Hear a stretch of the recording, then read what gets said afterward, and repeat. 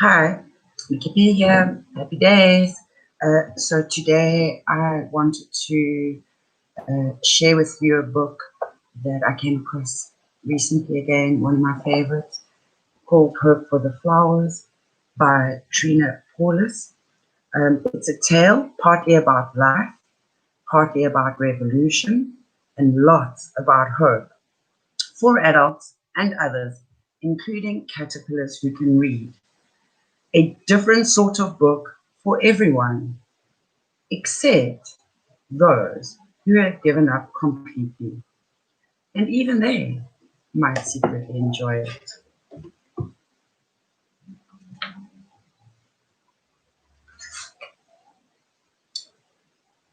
To the more of life, the real revolution.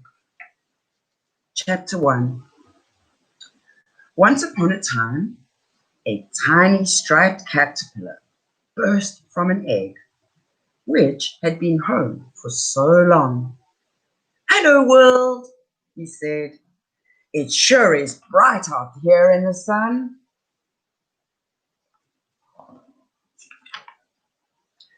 "I'm hungry," he thought, and straight away began to eat the leaf he was born on. And he ate another leaf, and another, and another. It reminds us of the hungry caterpillar. And got bigger and bigger and bigger,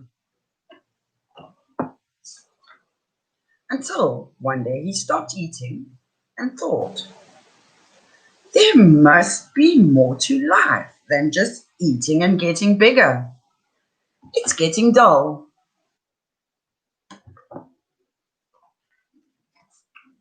So Stripe crawled down from the friendly tree which had shaded and fed him. He was seeking more. There were all sorts of new things to find. Grass and dirt and holes and tiny bugs. Each fascinated him, but nothing satisfied him. When he came across other crawlers like himself, he was especially excited. But they were so busy eating, they had no time to talk, just as Stripe had been. They don't know any more about life than I do. He sighed. Then one day, Stripe saw some crawlers really crawling. He looked around for their goal and saw a great column rising high into the air. When he joined them, he discovered the column was a pile of squirming, pushing caterpillars, a caterpillar pillar.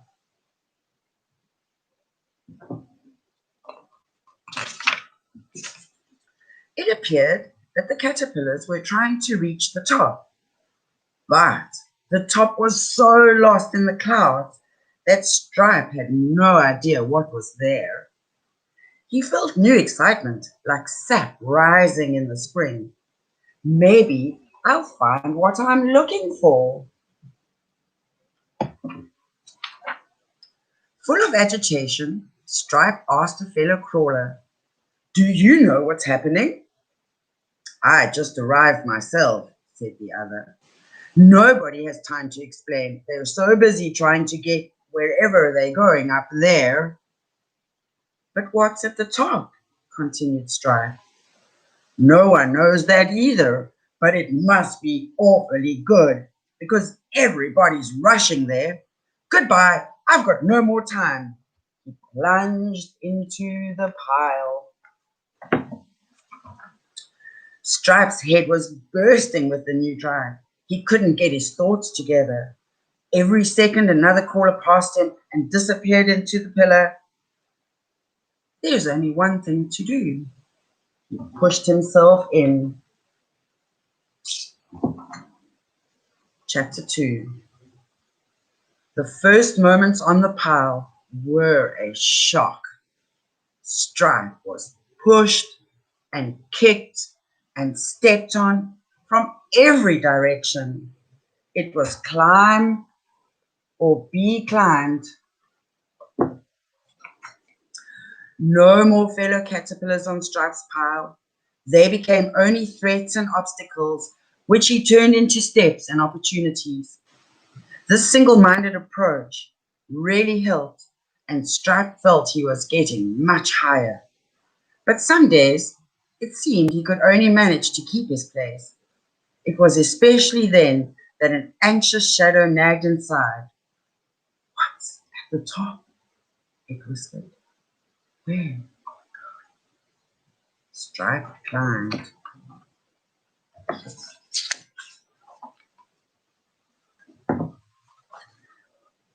On one exasperated day, Stripe couldn't stand it any longer and actually yelled back. I don't know, but there's no time to think about it. A little yellow caterpillar he was crawling over gasped. What did you say? I was just talking to myself, mumbled Stripe. It really isn't important. I was just wondering where we're going.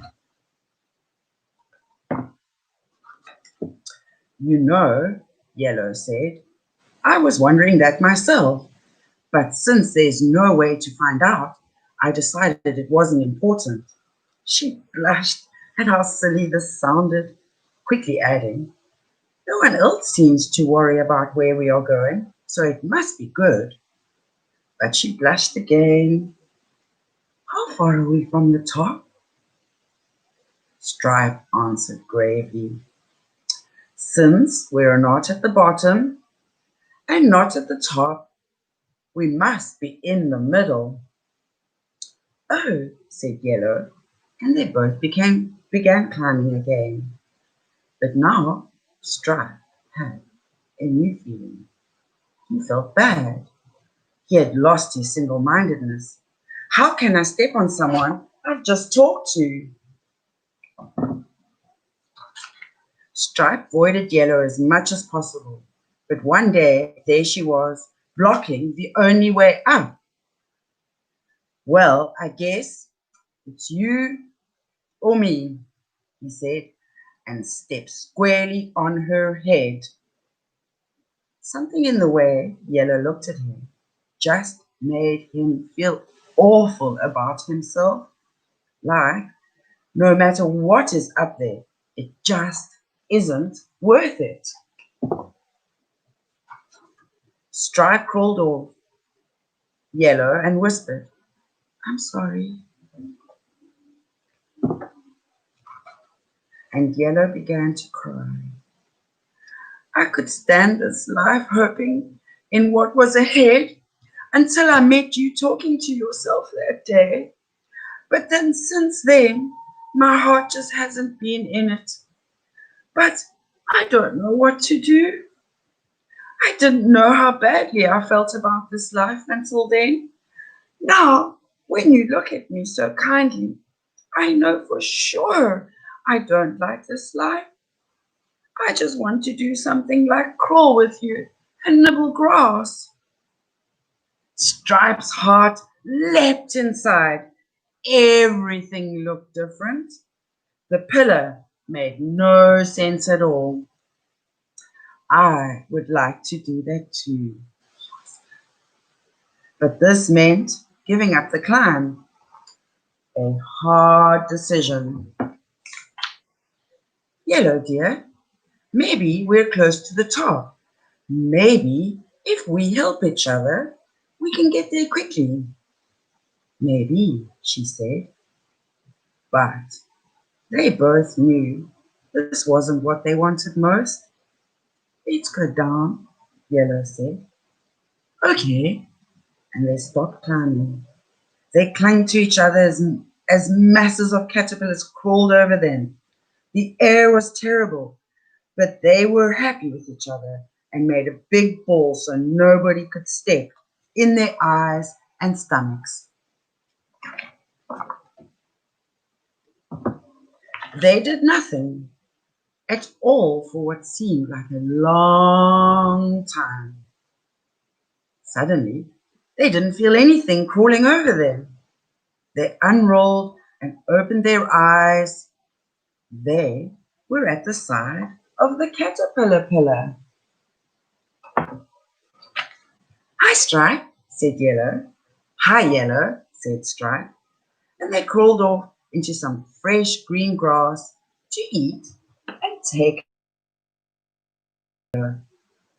Being together like this is sure different from being crushed in that crowd. It sure is. She smiled and closed her eyes. Chapter 3. So Yellow and Stripe romped in the grass and ate and grew fat and loved each other. They were so glad not to be fighting everybody every moment. It was like heaven for a while. But as time passed, even hugging each other seemed a little boring. Each knew every hair of the other. Stripe couldn't help wondering, there must be still more to life. Yellow saw how restless he was and tried to make him extra happy and comfortable. "Just think how much better this is than that awful mess we left," she said. "But we don't know what's at the top," he answered.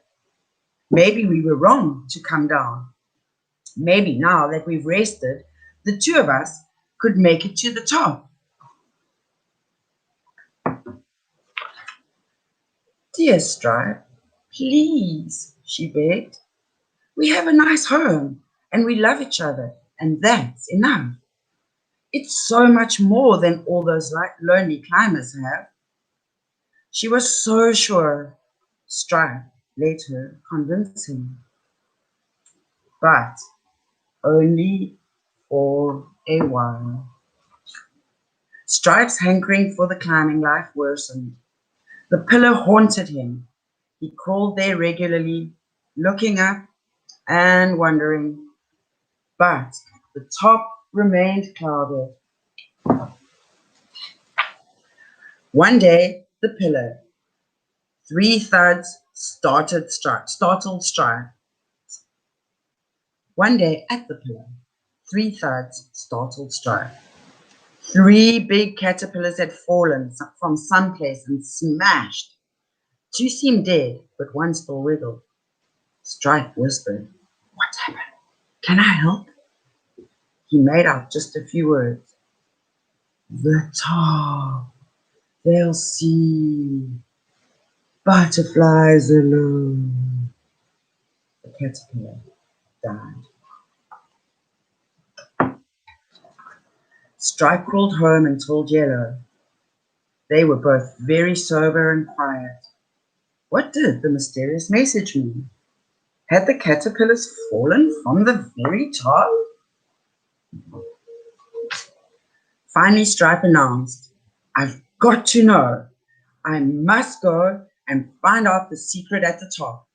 And more gently, "Will you come and help me?" Yellow struggled inside. She loved Stripe and wanted to be with him. She wanted to help him succeed. But she just couldn't believe that the top was worth all it asked to get there. She wanted to get up too. The crawling life wasn't enough for her either. She also had to admit that it looked like the pile was the only way to do it. Stripe seemed so sure that Yellow felt ashamed not to agree. She also felt stupid and embarrassed, since she could never put her reasons into words that his kind of logic would accept. Yet somehow waiting and not being sure was better than action she couldn't believe in. She couldn't explain, she couldn't prove anything, but for all her love, she couldn't go with Stripe. She just knew climbing was a wrong way to get high. "No," she said, heartsick, and Stripe left her for his climb. Chapter 4. Yellow was desolate. without strife. She crawled daily to the pile looking for him and returned home at night sad, but half relieved that she never saw him. If she had, she feared she might plunge after him, knowing that she shouldn't. She felt like doing something, anything, rather than this uncertain waiting. What in the world do I really want? She sighed. It seems different every few minutes, but I know there must be more. Finally, she became numb and wandered away from everything familiar. One day, a grey-haired caterpillar hanging upside down on a branch surprised her. He seemed caught in some hairy stuff. "You seem in trouble," she said. "Can I help?" "No, my dear, I have to do this to become a butterfly." Her whole insides leapt. Butterfly, that word, she thought. "Tell me, sir, what is butterfly?" "It's what you are meant to become. It flies with beautiful wings and joins the earth to heaven. It drinks only nectar from the flowers and carries the seed of love from one flower to another." Pardon. Without butterflies, the world would soon have few flowers.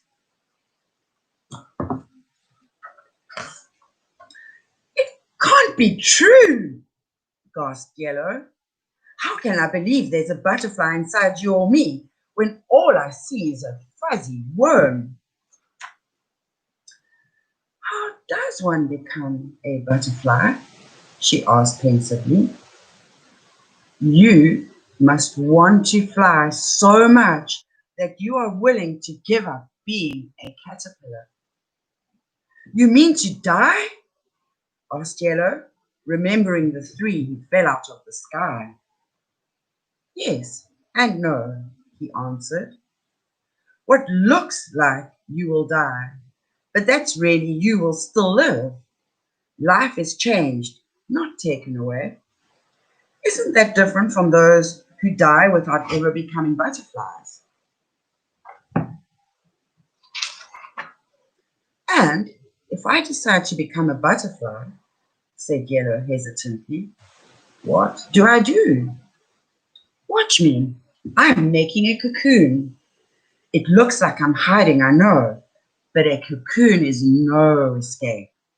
It's an in-between house where the change takes place. It's a big step since you can never return to caterpillar life. During the change, it will seem to you or to anyone who might peep that nothing is happening. But the butterfly is already becoming. It just takes time. And there's something else. Once you're a butterfly, you can really love. The kind of love that makes new life. It's better than all the hugging caterpillars can do. "Oh, let me go and get Stripe," Yellow said. But sadly she knew he was too far in the pile to possibly reach. "Don't be sad," said her new friend. "If you change, you can fly and show him how beautiful butterflies are. Maybe he will want to become one too." Yellow was torn in anguish. What if Stripe comes back and I'm not there? What if he doesn't recognize my new self? Suppose he decides to stay a caterpillar? At least we can do something as caterpillars. We can crawl and eat. We can love in some way. How can two cocoons get together at all? How awful to get stuck in a cocoon! How could she risk the only life she knew when it seemed so unlikely she could ever be a glorious winged creature? Did she have to go on, seeing another caterpillar who believed enough to make his own cocoon? And that peculiar hope which had kept her off the pillar and leapt within her when she heard about the butterflies? The grey-haired caterpillar continued to cover himself with silky threads. As he wove the last bit around his head, he called, "You'll be a beautiful butterfly. We're all waiting for you." And Yellow decided to take a risk for a butterfly. For courage, she hung right beside the other cocoon and began to spin her own. And courage has been in our frame of reference in readings recently. Imagine, I didn't even know I could do this. That's some encouragement that I'm on the right track. If I have inside me the stuff to make cocoons, maybe the stuff of butterflies is there too. Chapter 5. Stripe made much faster progress this time. He was bigger and stronger since he had taken time off. From the beginning, determined to get to the top. He especially avoided meeting the eyes of other crawlers. He knew how fatal such contact could be. He tried not to think of Yellow. He disciplined himself neither to feel nor distract. Stripe didn't seem just disciplined to others. He seemed ruthless. Even among climbers, he was special. He didn't think he was against anybody. He was just doing what he had to. He was to get to the top. "Don't blame me if you don't succeed. It's a tough life. Just make up your mind," he would have said to any caterpillar who complained. Then, one day, he was near his goal. Stripe had done well, but when light finally filtered down from the top, he was close to exhaustion. At this height, there was almost no movement. All held their positions with every skill a lifetime of climbing had taught them. Every small move counted terribly. There was no communication, only the outsides touched. They were like cocoons to one another. Then, one day, Stripe heard a crawler above him saying, "None of us can get any higher without getting rid of them." Soon after, he felt tremendous pressure and shaking. Then came screams and falling bodies. Then silence. Lots more light and less weight from above. Stripe felt awful with this new knowledge. The mystery of the pillar was clearing. He now knew what happened to the 3 caterpillars. He now knew what must always happen on the pillar. Frustration surged through Stripe, but as he was agreeing this was the only way up, he heard a tiny whisper from the top. "There's nothing here." It was answered by another. "Quiet, fool! They'll hear you down the pillar. We're there, they just want to get. We're where they just want to get. That's what's here." Stripe felt frozen. To be so high and not high at all, it only looked good from the bottom. The whisper came again. "Over there, another pillar, and there too, everywhere." Stripe became angry as well as frustrated. "My pillar," he moaned, "only one of thousands. Millions of caterpillars climbing nowhere. Something is really wrong. But what else is there?" His life with Yellow seemed so far away. That wasn't it either. Not quite. Yellow, he let her image fill his being. "You knew something, didn't you? Was it courage to wait?" Maybe she was right. "I wish I was with her. I could go down," he thought. "I'd look ridiculous, but maybe that's better than what's happening here." But Stripe's thoughts was interrupted by bursts of movement all over his level. Each seemed to be making a last effort to find some entry to the top, but with every push, the top player tightened. Finally, one caterpillar gasps, "Unless we try together, nobody will reach the top. Maybe if we give one big push, they can't hold us down forever." But before they could act, there were cries and commotion of another kind. Stripe struggled to see the edge, to see the cause. A brilliant yellow-winged creature was circling the pillar, moving freely. A wonderful sight. "How did you get so high without climbing?" When Stripe poked out his head, the creature seemed to recognize him. It had extended its legs and tried to grab him. Stripe caught himself just before being pulled out of the pile. The brilliant creature let go and looked sadly into his eyes.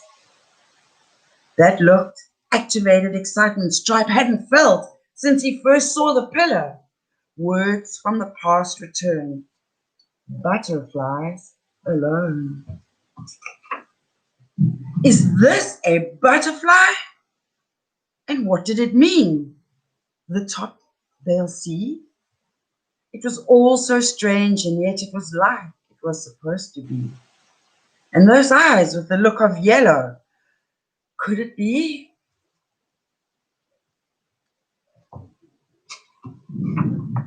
Such impossible thoughts, yet the excitement inside wouldn't stop. He grew happy. Somehow he could escape. He could be carried away. But as this possibility became real, something else grew inside.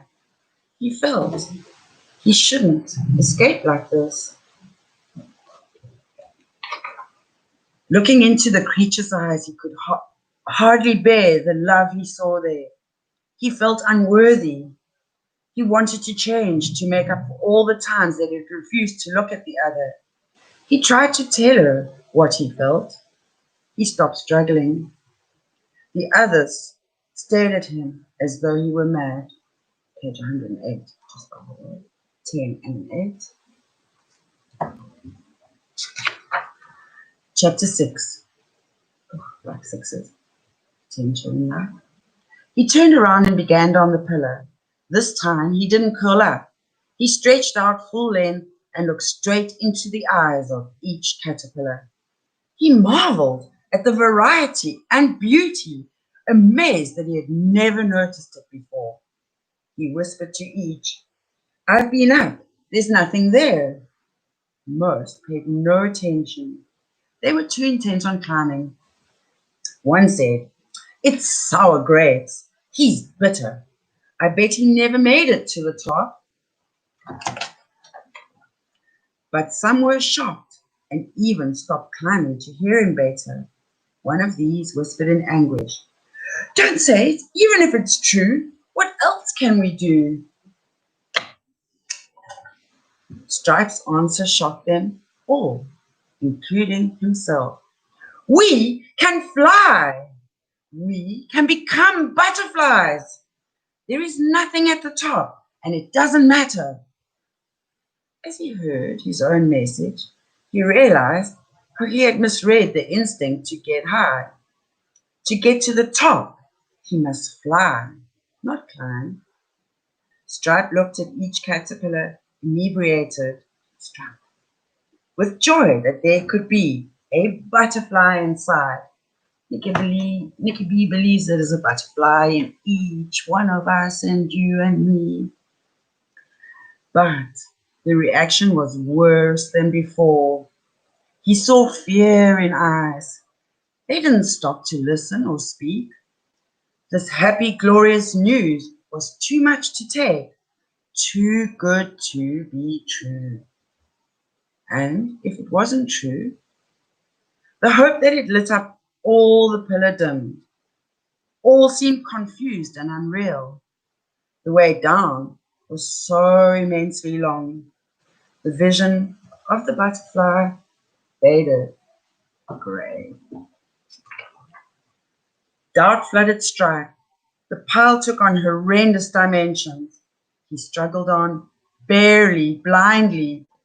It seemed wrong to give up believing, yet believing seemed impossible. A crawler sneered. How could you swallow such a story? Our life is earth and climbing. Look at us worms. We couldn't be butterflies inside. Make the best of it and enjoy caterpillar living. Perhaps he's right, sighed Stripe. I haven't any proof. Did I only make it up because I needed it so much? And in pain he continued down, searching for those eyes, which would let him whisper, I saw a butterfly. There can be more to life. One day, finally, he was down. Chapter 7. Tired and sad, Stripe called off to the old place where Yellow and he had romped. She was not there, and he was too exhausted to go further. He curled up and fell asleep. When he finally awoke, he found the yellow creature fanning him with wings of light. Is this a dream? He wondered. But the dream creature acted awfully real. She stroked him with her feelers, and most of all, looked at him so lovingly that he began to trust that what he had said about becoming a butterfly might be true. She walked a little distance away, then flew back. She repeated it as if he should follow. So he did. They came to a branch from which hung two torn sacks. The creature kept on inserting her head, then her tail, into one of them. Then she would fly to him and touch him.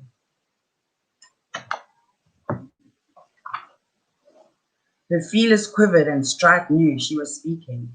He couldn't make out the words. Then, slowly, he seemed to understand.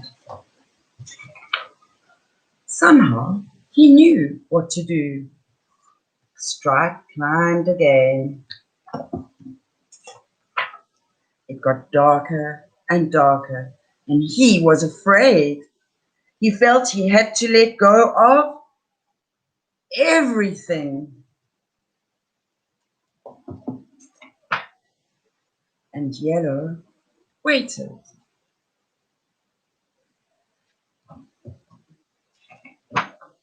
Until one day,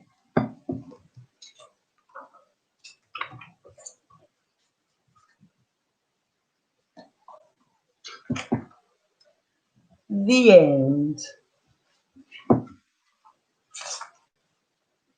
Or the beginning. Cycles. Life is always all about cycles. Ebb and flow, push and pull, life and death, start and stop. And thank you for taking the time to listen to this very long story today. But I think you'll agree it's well worth listening to and considering and having hope and believing and learning how to self-express. So blessings, happy day, sending love, peace, light.